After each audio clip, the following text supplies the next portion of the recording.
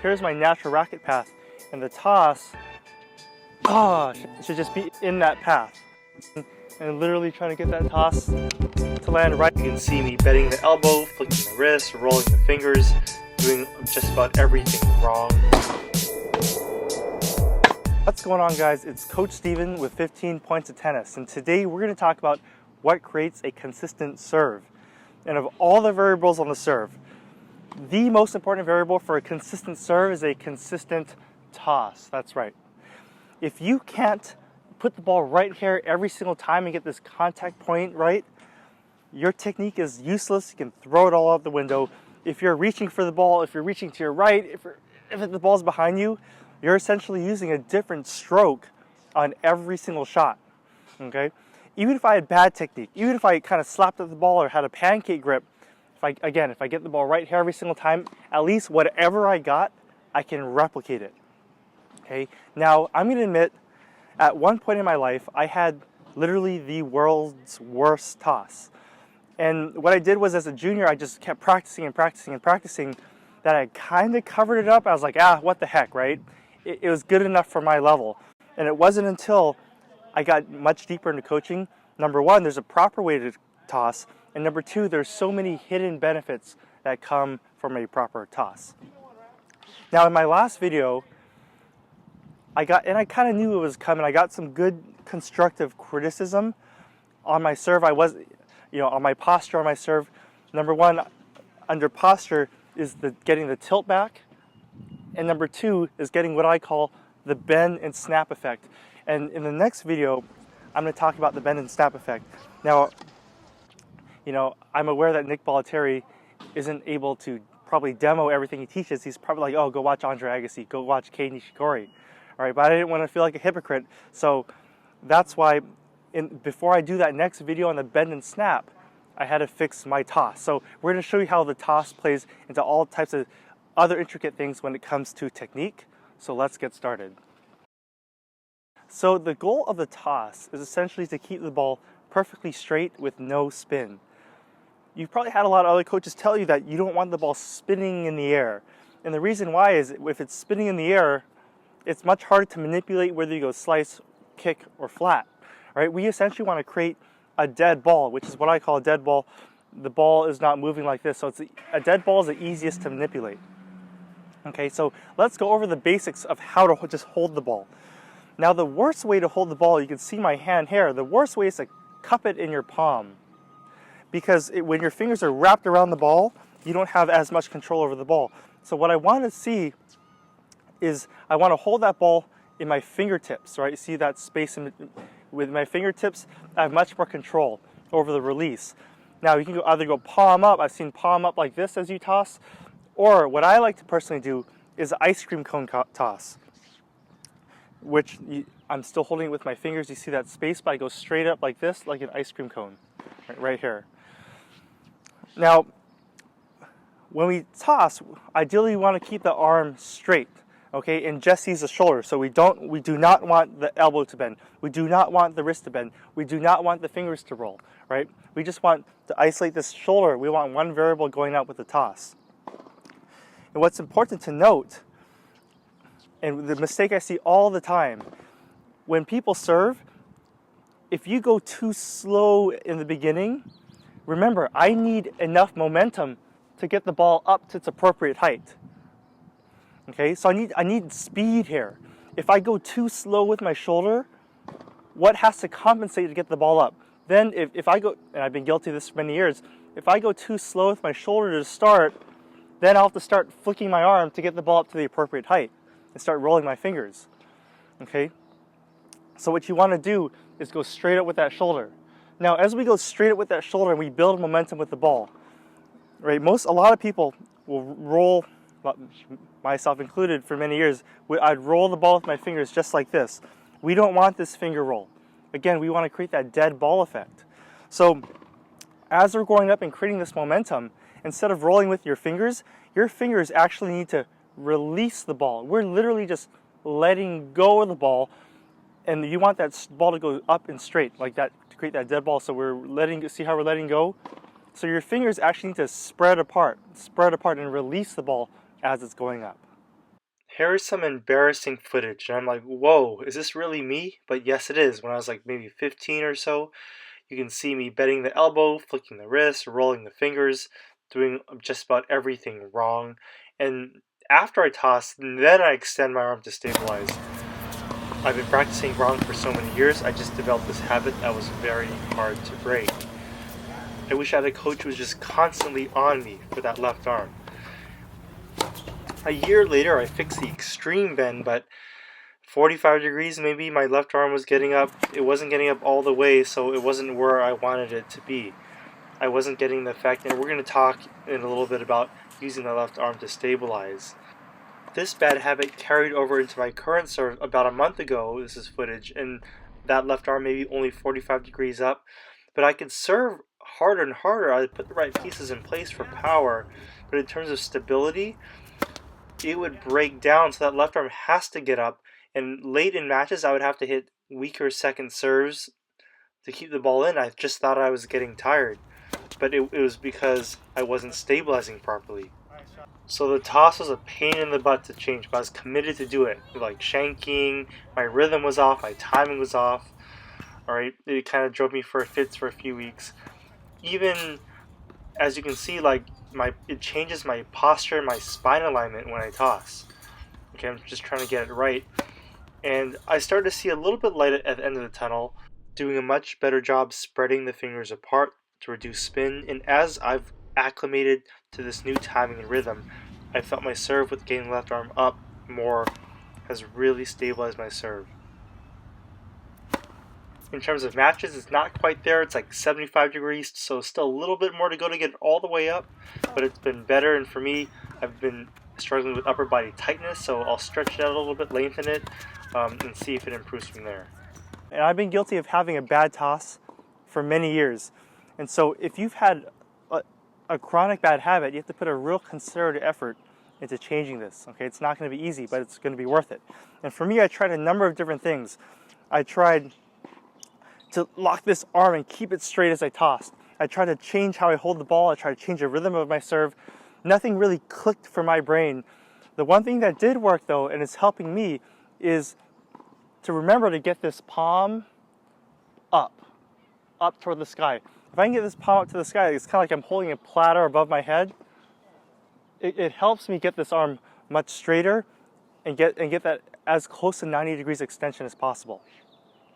Now this left arm is underrated. It's so important. Okay, number one, I'm going to go into a whole separate video on this.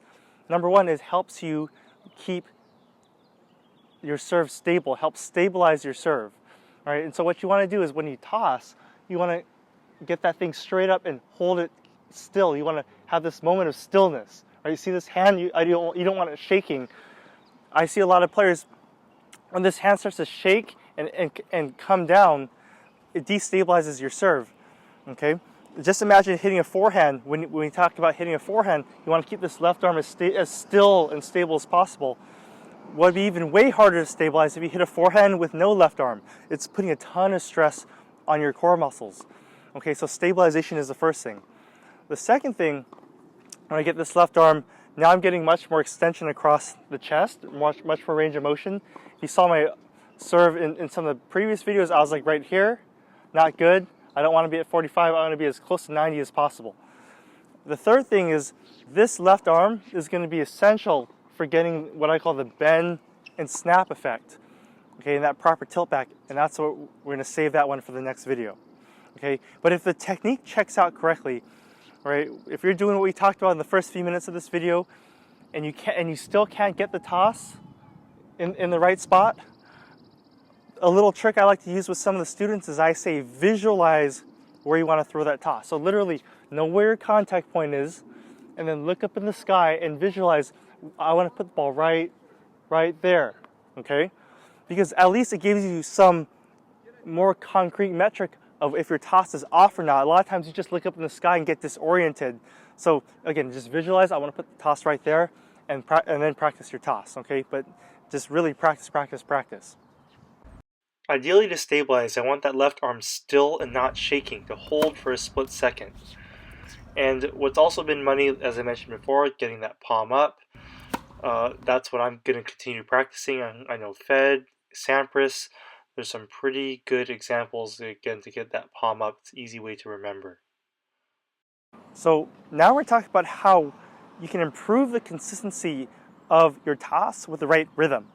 Now, a lot of times you see people, they'll sort of rock forward and back, with their arms, and to help them sort of gain momentum into that toss, right?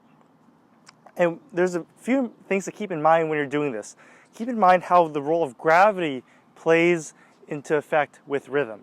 So what I mean by that is you see this natural rise and fall of this pendulum, down, up, down, up, down, up. I can go faster, down, up, down, up, down, up, down, up, or I can go slower, down, up, down, up. But whatever rhythm you choose to go at, I'm feeling the racket in my hand, and I'm feeling the fall of gravity and how it affects my racket going up. So you see, again, to reduce jerkiness, you see the more rhythmic servers, Federer among the more rhythmic servers, they kind of, you see their hands work with that pendulum effect, with gravity. Whereas a lot of times, I mean, look, this isn't the biggest issue if you don't do this, but all these little things add up when it comes to rhythm and timing. Like if I just kind of from a static position just toss hair, or go slow and then fast all of a sudden, right? That might throw my rhythm off, right? So we're just kind of maximizing for that consistency. The second thing you want to keep in mind, okay, when it comes to rhythm is these hands need to be working together in sync, right? The tossing and the hitting hand. And what I mean by that is, as you're tossing and turning back, see how they're kind of working together here, or they can go down and up together. And it's more of an eye test, but what gives it away sometimes, and I see people do all kinds of crazy things with the hands, your hitting arm should not be rising faster than the tossing arm. So I see people do something like this, where this arm is coming up before it tosses. And then what it does is, what I think, if this hitting arm is coming up faster than the tossing arm, well, then a lot of times you're going to wait in the static position here. You're going to lose the flow of your serve, because if I toss, and even if this arm lags slightly, I can almost speed this arm up and stay in rhythm here. But it's hard to just slow this down and then speed it up again, right? So these hands should look like they're in sync together.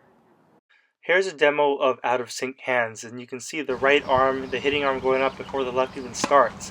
Again, these should work together. Even if the right arm is going up slightly before the left, it's still out of sync. You're going to see Delpo in this next clip use a down-up motion to build momentum into his toss and keep his rhythm. And Djokovic has very rhythmic hands that work in sync as well. Agassi, same thing, but his toss is shorter, so he's not going to dip. His dip is going to be a little faster. Federer has a little pause right before he tosses, so he doesn't do that whole down-up rhythm as much, but he does rock forward and back. And these are timing mechanisms to really help the flow of your serve, and even someone like Robin Soderling, whose right arm lags, there should still never be any break in your motion. So we're going to talk about preference now on the serve. And there are a lot of great servers with both short tosses, a lot of great servers with higher tosses, all right? And I'm going to overgeneralize here, but a lot of the players with really high tosses tend to move their feet, so they'll step and have a pinpoint serve. Whereas a lot of the players with shorter tosses typically won't move their feet and have a platform serve. And I'm guessing the reason why is if you have a really short toss and you move your feet, well, you're going to feel rushed, okay? It's going to feel jerky. You're going to have to rush your rhythm. Whereas if you have a really high toss and a platform serve, then you're just waiting here static. That's not a good thing either. So really understand that your rhythm is dictated by the height of your toss.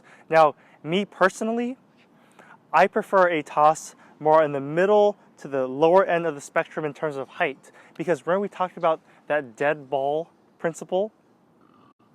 So as you see Fed, if he doesn't toss it too high. He kind of lets it just sit there before he hits it because he wants that dead ball. That dead ball is when you can manipulate it the easiest. If that ball is dropping really fast, it's hard to manipulate. Like if I'm feeding a ball, like in clinic or something, I'm going to feed it literally right out of my hand. Okay, if I toss it up like this and then feed, well, I'm not going to be very accurate if the ball is dropping too fast. Okay, so again, that mid-height, that's what I prefer. I feel that when the ball comes right out of my hand with a short toss, there's less that can go wrong with my contact point, but I just don't want to rush my swing. The opposite is true with the high toss. I have a lot of time to prep, but the ball's just moving so fast and I'm not used to the timing of it. And it's really no big deal, just slow your serve down to match your toss. Or just move your feet when you serve to fill in that time gap, and I actually think my pinpoint serve looks better than my platform serve, so something to think about.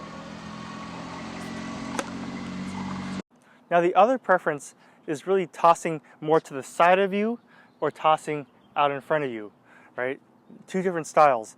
You see Fed, he kind of tosses it right alongside that baseline.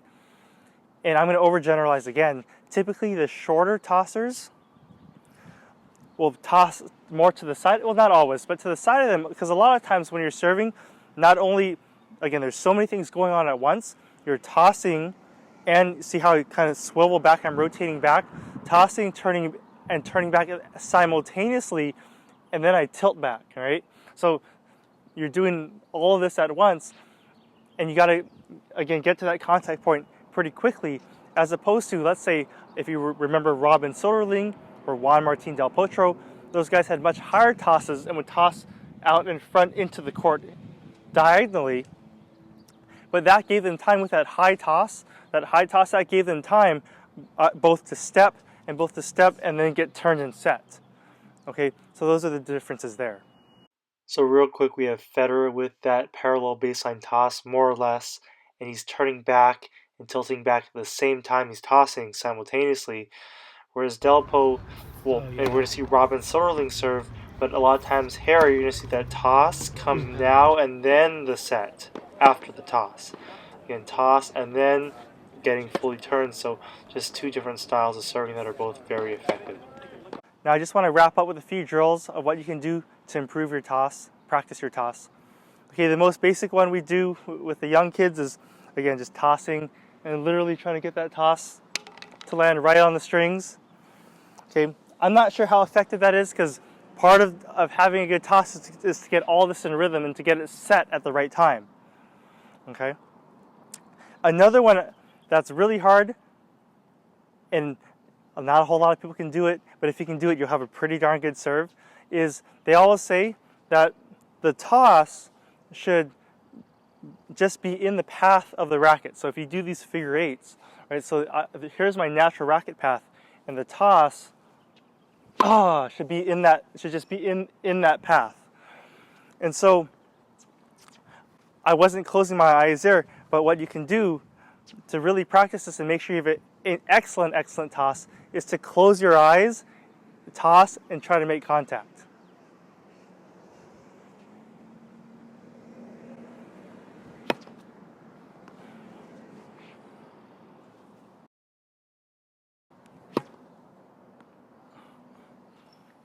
So that one was a little lucky, but that's a tough one that you can practice at home. Thank you as always, guys, and subscribe, hit that bell, leave your comments below. I'd really like to know what's working for you. Can't wait to read them. Dead ball effect that we talked about, if the ball is moving up and down really quickly, if it's dropping really quickly, it's much harder to manipulate, right?